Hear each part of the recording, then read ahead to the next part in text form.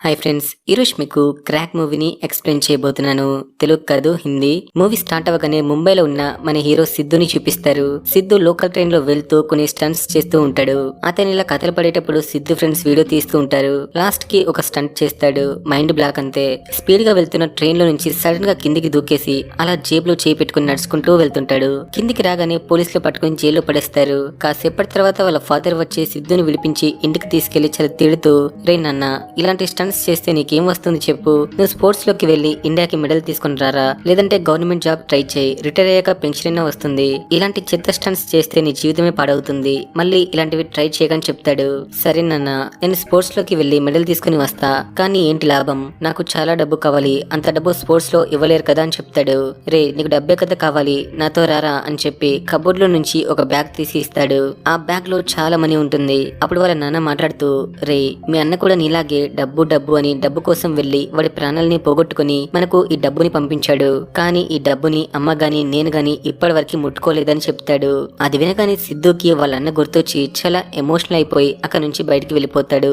అప్పుడు మనకి వాళ్ళ అన్న నిహాన్ ఫ్లాష్ బ్యాక్ ని చూపిస్తారు. ఫ్లాష్ బ్యాక్ లో నిహాన్, సిద్ధు ఇద్దరు చాలా పెద్ద పెద్ద స్టంట్స్ చేస్తుంటారు. వాళ్ళిద్దరికి స్పోర్ట్స్ మీద చాలా ఇంట్రెస్ట్ ఉంటుంది. నిహాన్ చాలా రిస్కీ స్టంట్స్ చేస్తుంటాడు, ఎందుకంటే నిహాన్ మైదాన్ అనే ఒక కాంపిటీషన్ కి వెళ్ళాలనుకుంటాడు. ఆ కాంపిటీషన్ లో కూడా ఇలాంటి స్టంట్స్ గేమ్స్ చాలా పెడతారు. అందుకే తను చేసే స్టంట్స్ అన్ని తన ఫ్రెండ్స్ తో వీడియో తీయించుకుని మైదాన్ అనే వెబ్సైట్ లో అప్లోడ్ చేస్తాడు. ఎందుకంటే అతను చేసిన స్టంట్స్ ఆర్గనైజ్ చేసే వాళ్ళకి నచ్చితే నిహాన్ ని సెలెక్ట్ చేసుకుంటారు కాబట్టి. ఇక అతను అప్లోడ్ చేసిన కొన్ని రోజుల తర్వాత మైదాన్ నుంచి ఒక వెహికల్ వచ్చి నిహాన్ ని తీసుకెళ్లిపోతుంది. దాంతో వాళ్ళన్న వెళ్లిపోతున్నందుకు సిద్ధు చాలా బాధపడతాడు. అలా కొన్ని రోజులు గడిచాక నిహాన్ చనిపోయాడని నిజం తెలుస్తుంది. అలాగే నిహాన్ గేమ్స్ ఆడి గెలిచినందుకు వాళ్ళ ఇంటికి డబ్బు పంపిస్తారు. ఇక కథ ప్రెజెంట్ కి వస్తే సిద్ధు అలా బీచ్ పక్కన కూర్చుని బాధపడుతూ ఉంటాడు. అప్పుడే అక్కడికి ఒక వ్యక్తి వచ్చి, నువ్వు మైదాన్ కి సెలెక్ట్ అయ్యావు, త్వరలో కాంపిటీషన్ ఉంటుందని చెప్తాడు. అది వినగానే సిద్ధు చాలా హ్యాపీగా ఫీల్ అవుతాడు. వెంటనే అతనితో కలిసి షిప్ లో పోలాండ్ కి స్టార్ట్ అవుతాడు. నెక్స్ట్ సీన్ లో మైదాన్ ని ఆర్గనైజ్ చేస్తున్న దేవ్ అనే వ్యక్తిని చూపిస్తారు. అతను ఒక వ్యక్తితో రోప్ గేమ్ ఆడుతూ ఉంటాడు. యాక్చువల్ గా ఆ వ్యక్తి పోలీస్ ఇన్ఫార్మర్, సో అందుకే రోప్ గేమ్ ఆడుతూ అదే రోప్ తో అతన్ని ఉరివేసి చంపేస్తాడు. ఈ విషయం పోలీసులకి తెలుస్తుంది. సో పోలీస్ వాళ్ళు ఎలాగైనా దేవుని పట్టుకోవాలనుకుంటారు, ఎందుకంటే దేవ్ చాలా డేంజరస్ పర్సన్. అతను గేమ్స్ మాత్రమే కాకుండా చాలా ఇల్లీగల్ పనులు చేస్తూ అమాయకుల జీవితాలతో ఆడుకుంటూ ఉంటాడు. సో పోలీసులు వీలైనంత త్వరగా పట్టుకోవాలనుకుంటారు. ఇటువైపు సిద్ధుతో పాటు కంటైనర్ లో చాలా మంది కంటెస్టెంట్స్ ఉంటారు. వాళ్ళ దగ్గరికి దేవ్ మనుషులు వచ్చి గేమ్స్ ఆడిపించే మైదాన్ ప్లేస్ కి తీసుకెళ్తారు. అక్కడికి వెళ్ళాక దేవ్ అందరికి వెల్కమ్ చెప్పేసి వాళ్ళకి గేమ్ రూల్స్ ని చెప్తాడు. ముందుగా వాళ్ళందరికీ ఒక వాచ్ పెడతారు. ఆ వాచ్ వాళ్ళందరినీ ట్రాక్ చేస్తూ ఉంటుంది. వాళ్ళు ఎలాంటి పిచ్చి పని చేసినా దేవుకి తెలిసిపోతుంది. అలాగే వాళ్ళ దగ్గర ఉన్న అన్ని మొబైల్స్ తీసేసుకుంటారు, ఎందుకంటే ఒకరికి ఒకరు కాంటాక్ట్ ఉండకూడదని. ఇక వాళ్ళకి మనీ డీటెయిల్స్ చెప్తూ, ఫస్ట్ రేస్ గెలిస్తే 16 crores, సెకండ్ రేస్ గెలిస్తే 24 crores, థర్డ్ రేస్ గెలిస్తే 40 crores రివార్డ్ ఇస్తానని అనౌన్స్ చేస్తాడు. ఇవన్నీ కలిసి బంపర్ ఆఫర్ గా 3 రేసులు గెలిస్తే 80 crores ఇస్తానని చెప్తాడు. అన్ని కోట్లు అనగానే అక్కడ ఉన్న వాళ్ళందరూ చాలా షాక్ అవుతూ పండగ చేసుకుంటారు. అంతలోనే దేవ్ ఇంకో బంపర్ ఆఫర్ ఇస్తాడు. ఈ 3 రేసెస్ అయిపోయాక మరొక చిన్న గేమ్ నాతో ఉంటుంది, నాతో ఆడి మీరు గెలిస్తే ఇప్పుడున్న అమౌంట్ డబుల్ అవుతుంది అని చెప్తాడు. అంత అమౌంట్ వాళ్ళ జీవితంలో వినలేదు కాబట్టి వాళ్ళు గేమ్ ఆడడానికి చాలా ఇంట్రెస్ట్ గా ఉంటారు. కానీ దేవ్ ఈ రోజు రెస్ట్ తీసుకోండి, రేపటి నుంచి రేస్ మొదలు పెడదామని చెప్తాడు. మరొక వైపు సిద్ధు వల్ల నాన్న పోలీస్ స్టేషన్ కి వెళ్లి నా కొడుకు కనిపించట్లేదు అని కంప్లైంట్ చేస్తాడు. అదే రోజు నైట్ సిద్ధు మైదాన్ లో జరిగే ఒక చిన్న పార్టీకి వెళ్తాడు. అక్కడికి వెళ్ళాక ఒక ఇండియన్ అమ్మాయి కనిపిస్తుంది. తన దగ్గర ఉన్న మొబైల్ తీసుకుని సిద్ధు వాళ్ళ నాన్నకి కాల్ చేసి, మీరేం టెన్షన్ పడకండి నాన్న, నేను బాగానే ఉన్నాను, త్వరలో వచ్చేస్తాలే అని చెప్తాడు. కాసేపు అయ్యాక సిద్ధుకి అలియా అనే సోషల్ మీడియా ఇన్ఫ్లుయెన్సర్ పరిచయం అవుతుంది. వాళ్ళిద్దరు కలిసి ఒక చిన్న గేమ్ ఆడి ఒకరినొకరు పరిచయం చేసుకుంటారు. సిద్ధుకి అలియా ఫస్ట్ లుక్ లోనే చాలా నచ్చేస్తుంది. నెక్స్ట్ డే రేస్ స్టార్ట్ అవుతుంది. వాళ్ళందరినీ ఒక ట్రక్ లో తీసుకెళ్లి ఒక ఎంటీ ప్లేస్ లో వదిలేస్తారు. అప్పుడే అక్కడికి దేవ్ వచ్చి మొదటి రేస్ గురించి చెప్తాడు. మొదటి రేస్ లో ఒక ట్రక్ ఉంటుంది. ఆ ట్రక్ లో 16 ఫ్లాగ్స్ ఉంటాయి. వాటిని ఎవరైతే తీసుకుని వస్తారో వాళ్ళే నెక్స్ట్ రేస్ కి క్వాలిఫై అవుతారు. కానీ ఆ ట్రక్ 160 km/h వెళ్తుందని చెప్తూ వాళ్ళకి కొన్ని బగ్గీ లాంటి వెహికల్స్ ని చూపిస్తాడు. ఈ చిన్న బగ్గీని వేసుకుని 160 km/h తో వెళ్తున్న ఆ ట్రక్ లో నుంచి ఫ్లాగ్ ని తీసుకుని రావాలని చెప్తాడు.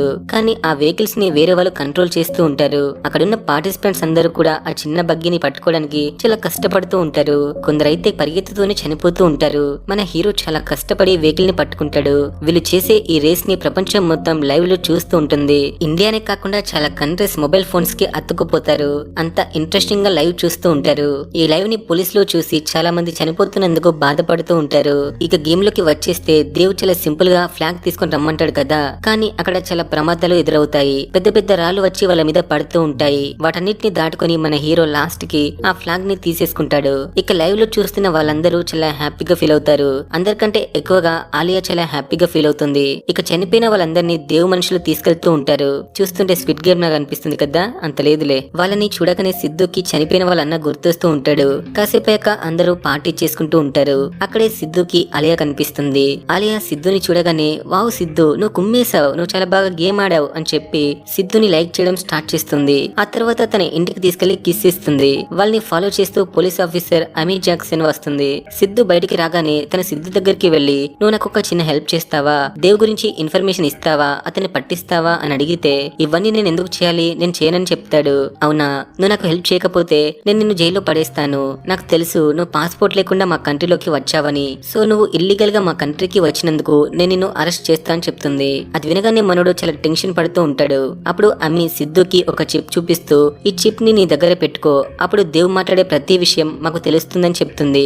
ఇక మనోడికి మరొక ఆప్షన్ లేదు కాబట్టి ఆ చిప్ ని తీసేసుకుంటాడు.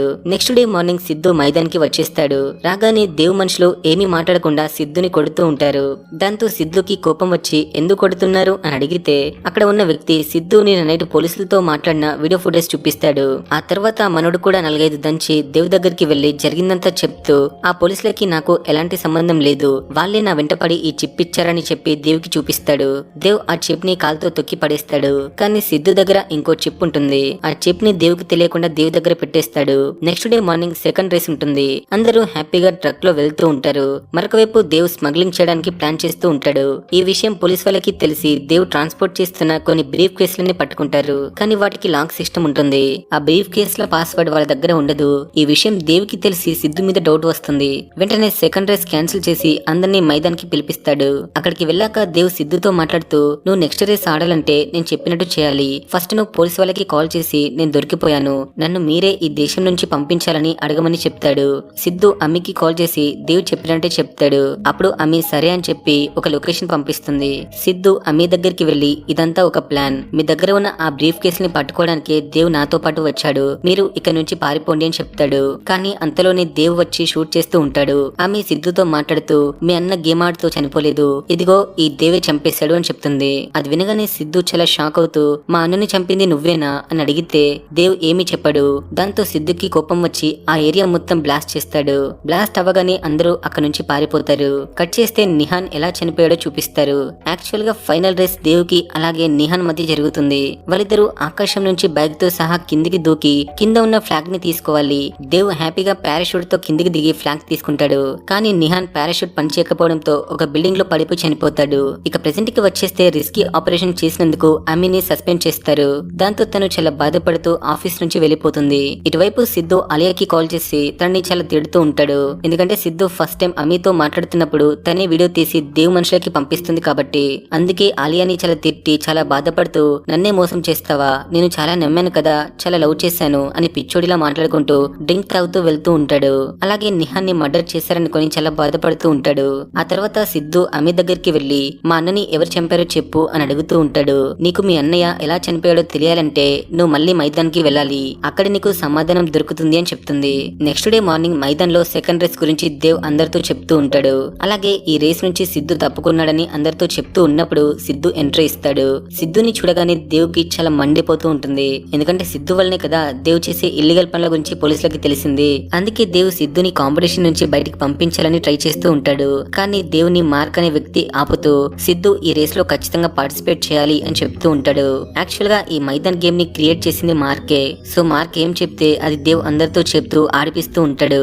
మార్క్ గేమ్స్ పెట్టడమే కాకుండా చాలా మంది ప్లేయర్స్ మీద ఇన్వెస్ట్ చేస్తూ ఉంటాడు. వాళ్ళు కూడా సిద్ధు మీద చాలా ఇన్వెస్ట్ చేయడంతో సిద్ధుని బయటకు పంపించలేకపోతారు. ఎందుకంటే సిద్ధు ఎలాంటి ప్లేయర్ వాళ్ళకి తెలుసు కాబట్టి. వాళ్ళే కాకుండా చాలా మంది రేస్ చూడడానికి వచ్చిన వాళ్ళు కూడా సిద్ధు మీద ఇన్వెస్ట్ చేస్తారు. సో సిద్ధు గేమ్ ఆడుతున్నాడని తెలిసి చాలా మంది హ్యాపీగా ఫీల్ అవుతారు. అంతా ఓకే గానీ ఈ సెకండ్ రేస్ లో పార్టిసిపేట్ చేయడానికి సిద్ధుకి పార్ట్నర్ ఉండరు. ఈ సెకండ్ రేస్ పార్ట్నర్ తో ఆడాలి. సో ఈ గేమ్ నుంచి సిద్ధు పక్కకు తప్పుకోవాలి అని దేవ్ అందరితో చెప్తూ ఉంటాడు. అప్పుడు ఆలియా వచ్చి నేను సిద్ధుకి పార్ట్నర్ గా ఉంటానని చెప్తుంది. ఎందుకంటే సిద్ధు దగ్గర కోల్పోయిన నమ్మకం ప్రేమ తిరిగి సంపాదించుకోవడానికి.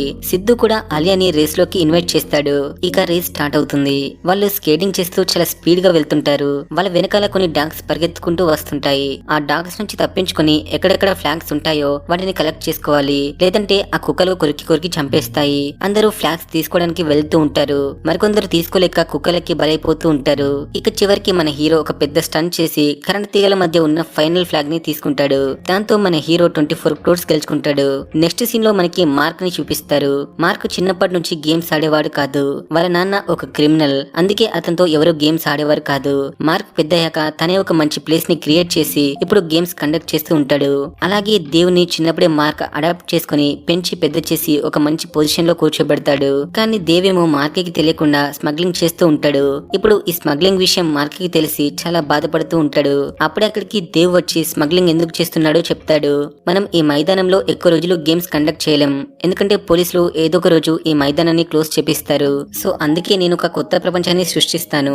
ఆ ప్రపంచంలో నేను గేమ్స్ కండక్ట్ చేస్తూ ఉంటాను. అక్కడికి ఏ పొలిటీషియన్ రాడు, ఏ పోలీసుడు రాడు, అంతా కూడా మన కంట్రోల్లో ఉంటుందని చెప్తాడు. దేవ్ ఇలా చేయడం మార్క్ కి అస్సలు నచ్చదు. దేవ్ కి మార్క్ ని చంపాలని ఉన్నా కూడా చంపలేకపోతాడు. ఎంతైనా కన్న తండ్రి కాకపోయినా చిన్నప్పటి నుంచి పెంచిన తండ్రి కాబట్టి చంపలేక ఒక కంటైనర్ లో పడేస్తాడు. మరొకవైపు సిద్ధు మార్క్ ని ఎలాగైనా కలవాలి అనుకుంటాడు. ఎందుకంటే వాళ్ళన్న ఎలా చనిపోయాడో మార్క్ కి మాత్రమే తెలుసు కాబట్టి వెంటనే మార్క్ కోసం వెతుకుతూ ఉంటాడు. మార్క్ ని వెతకడంలో మిగతా ప్లేయర్స్ కూడా హెల్ప్ చేస్తూ ఉంటారు. అలా చాలాసేపు వెతికిన తర్వాత మార్క్ ఒక కంటైనర్ లో కనిపిస్తాడు. వెంటనే అమ్మీకి ఇన్ఫార్మ్ చేసి మార్క్ ని కంటైనర్ నుంచి బయటకు తీసుకుని వస్తాడు. బయటికి వచ్చాక సిద్ధు వాళ్ళ అన్న నిహాన్ గురించి మార్క్ ని అడుగుతాడు. అప్పుడు మార్క్ జరిగిందంతా చెప్తూ ఫ్లైట్ లో నుంచి కిందికి జంప్ చేసేటప్పుడు దేవ్ నిహాన్ పారాషూట్ ని పాడు చేశాడు. అందుకే నిహాన్ దేవ్ చేసిన తప్పు వల్ల చనిపోయాడు. నిహాన్ చనిపోవడంతో ఫైనల్ రేస్ లో దేవే గెలిచాడని చెప్తాడు. అది విన్నాక సిద్ధుకి దేవ్ మీద మరింత కోపం పెరిగిపోతుంది. అక్కడే ఉన్న మార్క్ అమీర్తో మాట్లాడుతూ మీరు పట్టుకున్న బ్రీఫ్ కేస్ డీటెయిల్స్ నాకు తెలుసు, నేను ఇస్తాను, కానీ మీరు మైదానంలో ఇంటర్ఫియర్ అవ్వకూడదని చెప్తాడు. సరే రామని చెప్పేసి వెళ్ళిపోతుంది. నెక్స్ట్ డే థర్డ్ రేస్ ఉంటుంది. కానీ ఈ రేస్ కి వెళ్ళక ముందే దేవ్ తన మనుషులతో చెప్పి చాలా మంది ప్లేయర్స్ ని చంపించేస్తాడు. కానీ సిద్ధుని మాత్రం ప్రాణాలతోనే వదిలేస్తాడు. చాలా మంది ప్లేయర్స్ తన కళ్ళ ముందే చనిపోవడం చూసి సిద్ధు చాలా బాధపడుతూ ఏమీ చేయలేకపోతాడు. ఆ తర్వాత దేవ్ సిద్ధుని ఫైనల్ గేమ్ కి పిలిపించి అంతా చెప్తాడు. నీకు ఆ ప్లేయర్స్ మార్కుని చేరుకోవడంలో హెల్ప్ చేస్తారు కాబట్టే నేను చంపేశానని చెప్తాడు. అది వినగానే సిద్ధు ఈసారి దేవుని ఎలాగైనా చంపాలనుకుంటాడు. ఇక ఫైనల్ రేస్ స్టార్ట్ అవుతుంది. వాళ్ళిద్దరి చేతికి ఒక బాంబు ఫిక్స్ చేసి ఉంటుంది. ఆ బాంబు 20 minutes ఉంటుంది. ఎవరైతే ఫాస్ట్ గా వెళ్లి ఫ్లాగ్ తీసుకుంటారో వాళ్ళే ప్రాణాలతో బయటపడతారు. ఎవరైతే ఓడిపోతారో వాళ్ళు ఖచ్చితంగా చావాల్సిందే. ఇక ఇద్దరు కలిసి ఒక పెద్ద కొండ ఎక్కి కిందికి దిగి ఆ తర్వాత సైకిల్ వేసుకుని చాలా స్పీడ్ గా వెళ్తూ ఉంటారు. దారి మధ్యలో ఒక కార్ వచ్చి సిద్ధుని గుద్దుతుంది. దాంతో సిద్ధు కాసేపు అక్కడే పడిపోతాడు. మనోడికి వాళ్ళ అన్న చెప్పిన మాటలు గుర్తొచ్చి మళ్ళీ లేచి సైకిల్ వేసుకుని బ్రిడ్జ్ పై నుంచి వెళ్లి అక్కడున్న ఫ్లాగ్ ని తీసుకుని ఫైనల్ గా పెట్టాల్సిన ప్లేస్ లో పెట్టేస్తాడు. కానీ అక్కడ ఉన్న కీని తీసుకుని తన బాంబుని డిఫ్యూజ్ చేయడు. ఇక లైవ్ లో చూస్తున్న వాళ్ళందరూ అసలు ఏంట్రా వీడు ఇలా చేశాడు అని అనుకుంటూ ఉంటారు. సిద్ధు వల్ల అమ్మ నాన్న కూడా చాలా బాధపడుతూ అసలు ఏంటి నాన్న ఇలా చేశావు అని అనుకుంటూ ఉంటారు. ఇటువైపు సిద్ధు ఏమో దేవుతో ఫైట్ కు దిగుతాడు. చనిపోయిన వాళ్ళ అన్నని అలాగే ఫ్రెండ్స్ ని గుర్తుకు తెచ్చుకుని దేవుని చాలా కొడుతూ ఉంటాడు. అలా కాసేపు ఫైట్ చేసిన తర్వాత తన బాంబుని ఆఫ్ చేస్తాడు. ఇక దేవ్ మాట్లాడుతూ నేను మీ అన్నని చంపలేదని చెప్తాడు. అలా చెప్పగానే బాంబు పేలిపోయి దేవ్ చనిపోతాడు. అది చూసి అక్కడున్న పిచ్చి జనాలు సిద్ధు గెలిచినందుకు చాలా హ్యాపీగా ఫీల్ అవుతారు. అలాగే సిద్ధు మైదానికి లీడర్ అవుతాడు. కానీ సిద్ధు మాత్రం హ్యాపీగా ఉండడు. ఎందుకంటే ఇప్పటి వరకు కూడా వాళ్ళన్న ఎలా చనిపోయాడో తెలియదు కాబట్టి ఇక ఖచ్చితంగా మార్క్ చంపి ఉంటాడని వెంటనే మార్క్ దగ్గరికి వెళ్లి మా అన్నని ఎందుకు చంపావు అని అడిగితే అవును నేనే చంపించాను, మీ అన్న చాలా గొప్ప ప్లేయరే కాదనట్లేదు, కానీ వాడు గెలిస్తే మైదానాన్ని అస్సలు చూసుకోలేడు, అంత కెపాసిటీ కూడా వాడికి లేదు, అందుకే చంపించేశాను అని చెప్తాడు. దాంతో సిద్ధుకి చాలా కోపం వచ్చి మార్క్ వెళ్తున్న ప్లేన్ ని బ్లాస్ట్ చేసి తన పారాషూట్ తో కిందికి వచ్చేస్తాడు. ఇక్కడితో మూవీ అయిపోతుంది ఫ్రెండ్స్. మూవీ మీకు ఎలా అనిపించిందో కామెంట్ చేసి మన ఛానల్ ని లైక్ చేసి సబ్స్క్రైబ్ చేయండి.